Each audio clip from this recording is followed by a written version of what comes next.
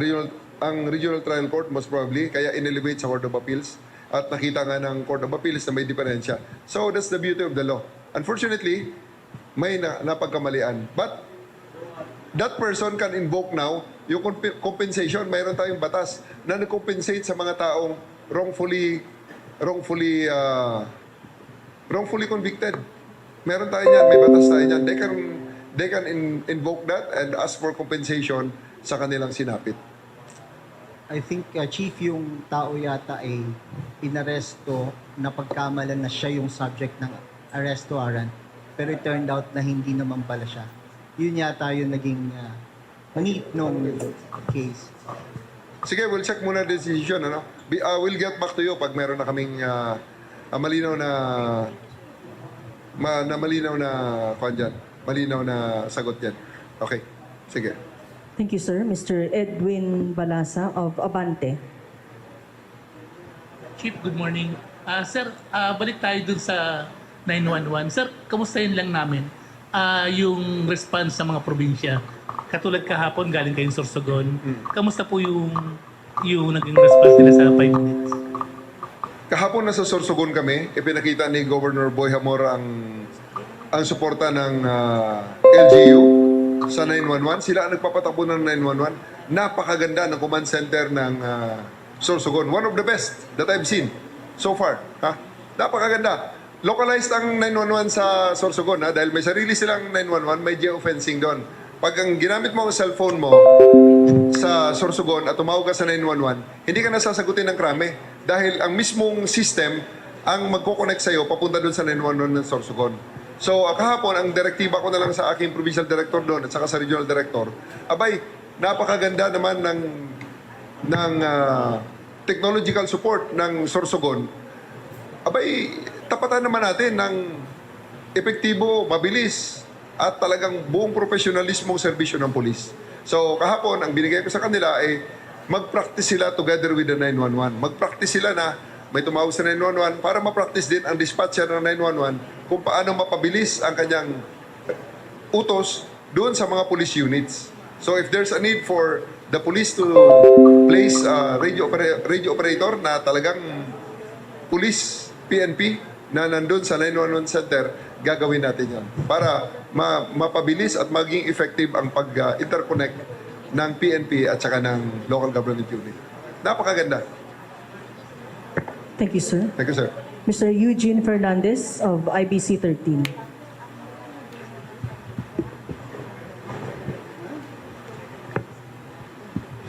Alright, good morning po. Sir, since natanong na kanina yun sa may 81-year-old na mistaken identity, since na-mention niyo po yung sa compensation, pwede po ba namin malaman yung details kung ano yung possible na ibigay na compensation for wrongfully accused? We'll give you more details pag makuha namin ang pasensya na muna kayo at hindi pa namin na-examine ang issue na yan. We'll do a close examination tapos magbibigay kami ng statement regarding that matter. Alright, sir. So, just to clarify, yung pagkaganon, yung sa compensation, hindi siya pare-parehas. Iba-iba. Siyempre, i-determine ng korte yan. May court proceedings yan. Alright, sir. Tanong ko na lang din yung since sa Sorsogon na question na rin, yung 8 former rebels na nabigyan ng 100,000. Sir, can you give us a details about it? Yung 100,000 ba na yun, each 8 merong 100,000 or Yes. overall na siya? Yan. Isa pang napakagandang programa na ginawa ng local government. Kahapon, ang nagbigay nun si Governor Hamor together with his wife, si Mayor, at si Senator Chis Escudero. Programa nila yon doon sa kanilang mga kababayan dahil alam natin for isang yugto ng ating kasaysayan, naging isa sa mga hotbed ng insurgency ang Bicol. Okay, malakas ang insurgency ng sa dumaang mga panahon. Pero sa ngayon, dahil sa mga programang ginagawa ng local government, particularly ng Sorsogon, kahapon may sumurrender na 8 rebels, may mga dalang mga armas, may mga dalang mga landmines actually. So, yesterday was the formal acceptance at binigyan natin sila ng tig 100,000 pesos each. Bali, nakacheque yon na inisyo ng local government sa kanila para makapagsimula sila ng magamit nila sa kanila pagsisimula muli. Alright, thank you, sir. Salamat po. Thank you, sir. We also have another question from Ms. Leia Ilagan of UNTV. Morning again, sir. Sir, may recent accomplishment daw po ang Philippine Drug Enforcement. Yes, ang PDEA natin yesterday, kahapon, Sunday, di ba? Saturday night at saka Sunday, oo. Saturday night ay may nahuli tayong 100 plus kilos na part ng ating koplan na kuha natin doon sa Bulacan. Ito si PDEA Director at pwede siya matanong sa mga details ng accomplishment na yan.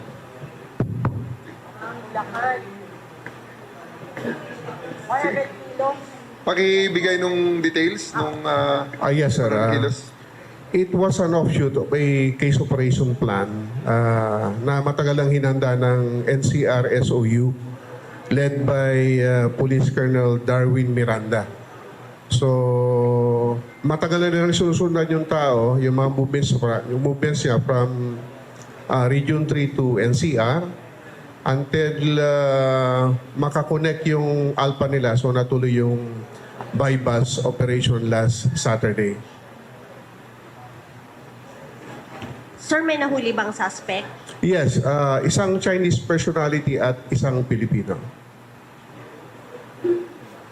Sir, anong background ng mga suspect? Ito ba ay membro ng sindikato at lagi tayo may nahuhuli dyan sa may parte ng Region 3? It will be a part of a continuing investigation. Pero initially, yung Chinese personality ay may isang front sa Giginto, sa nirerentahan niya. Nagbebenta siya ng seafood tapos may maliit siyang restaurant. But then yung nirerentahan niya sa isang subdivision uli sa Barangay Bulihan, Plaridel, na nire-refer nilang bodega. Doon natin nasamsam, natuntun yung 100 plus kilos of shabu. Sir, yung nakuha natin mga drugs, may pagkakahalintulad ba ito sa mga nakuha sa mga recent operation ng PNP? Yung packaging, sir, at saka yung... Yes, may mga kahilintulad yung description. Nung binuksan natin, actually, sabi ng mga investigador natin who were conducting the inventory, ay basa pa. Yung bag basa din, then yung packaging basa. So, 4 na layers yung cover nung tea bag. Sir, anong... Wait lang. Last one. Sir, anong yung packaging? Anong nakalagay ba ito sa tea bag? Yung parang ganon? At bakit basa, sir? Possible ba na galing ito sa dagat? Yun ang titignan pa rin natin, i-connect natin doon sa mga recoveries doon sa Subic recently. So, yun ang tingin ng ating mga operatiba at mga investigador natin. May 4 na layer siya. Babakbakin mo muna bago makita yung tea bag. Gold ba, sir? Yung packaging na gold? Yes, may video. Ayan yung packaging niya. Parang sounds fine.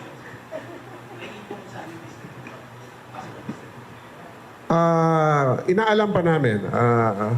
Hopefully, the arrested suspect will give us something.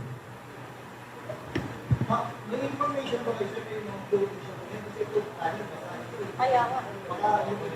Baka nailusot na. We will conduct a follow-up investigation on that kung konektado ito.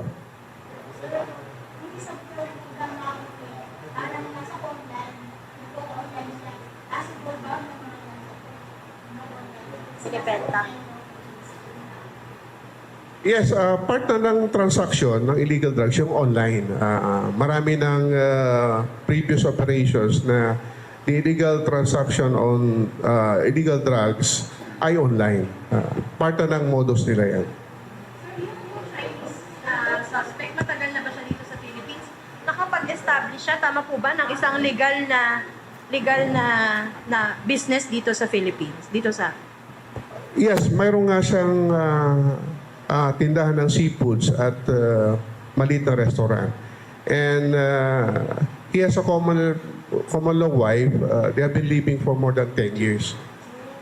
So, matagal na siya dito. We will check on his documents kung paano siya napunta dito. And his status of residency dito sa ating bansa. Anong connection, sir, ng Philippines Pilipino, sir, na suspect doon sa Chinese suspect? Again. Anong connection ng Chinese doon sa Pilipino na nahuli ninyo? Yung Pilipino, taga-abot niya yan. Inuutusan niya, taga-abot niya ng illegal drugs. Actually, nasa kotse siya yung Pilipino yung nag-abot. So, monitor lang natin mga tropa, kaya nakuha yung Chinese on board a four-wheel vehicle. So, nakuha rin siya.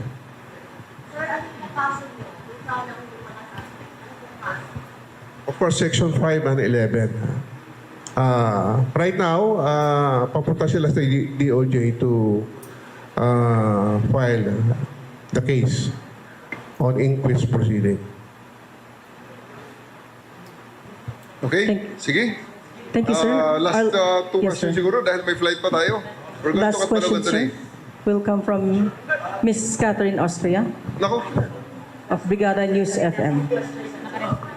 Chief, good morning. Opo, gaano po, sa tingin po ninyo, gaano kalaki po ngayon yung banta ng AI-generated content? Kasi nagagaya na po yung GCash, ibang resibo, valid IDs. Alam nyo, totoo yan. We'll be working with the DICT and ang anti-cybercrime group natin. Napansin nyo at sa atin namang mga kababayan, baka naman pwedeng pag may nakita kayo diyang too good to be true, huwag naman masyadong nagpapaniwala. Nakita nyo na ba yung pati AI ng presidente meron? Pati ang presidente ginawa ng AI, pati yung mga kilalang personalities So, tapos sasabihin na merong ganitong investment fund, may ganito, maglagay kayo ng pera, dadami pera nyo. Ako po, huwag kayo nagpapaniwala sa mga ganon. It's really something that to think about. Pag nakikita nyo na kayo ay kikita, may nangako sa inyo, nakikita kayo, hindi kayo magpapapawis, nako, 2, 3, 4 na beses yung munang pag-isipan yan. Okay? So, napakalaking banta niyan. At ginagawa namin ng mga programa yan together with the DICT and the ACG. Thank you. Sir, last question na lang siya sa akin. Internally, sir, anong order natin siguro sa IAS or sa kung ano man regarding doon sa missing Sabongero since na-implicate yung ilan nating mga police without going further into the details, sir? For the disciplinary side naman ng mga na-implicate na mga PNP natin, the NAPOLCOM had already issued a statement. We will defer to the statement of Attorney Ralph Calinisan and we will support kung ano man ang kanyang direksyon na gagawin sa investigasyon nito. Pero sir, sa IAS, may case build-up na ba tayong ginagawa or something? IAS and NAPOLCOM will be working together. Kasi naman ang IAS naman is part naman ng disciplinary machinery under the NAPOLCOM. May communication na ba tayo, sir, with the DOJ? Ano bang directive nila siguro or paghingi ng tulong sa atin regarding the case? Nag-tap na ba sila with the PNP? May mga, sabi ko nga sa inyo earlier, we will defer to the direction of the DOJ kasi this is a very significant case that the DOJ had already taken over in the investigation together with the other agencies of the government. As part of for the PNP, we will provide them with whatever information or support or manpower that they will require from us. Message na lang, sir, sa mga police kung totoo mang may involved na mga tauhan ng PNP. We'll ensure that the rights of everyone is protected. Thank you very much for your questions. Salamat din sa inyo. Maraming salamat. Good morning. Okay. Alis na kami. Thank you very much. Once again, thank you very much.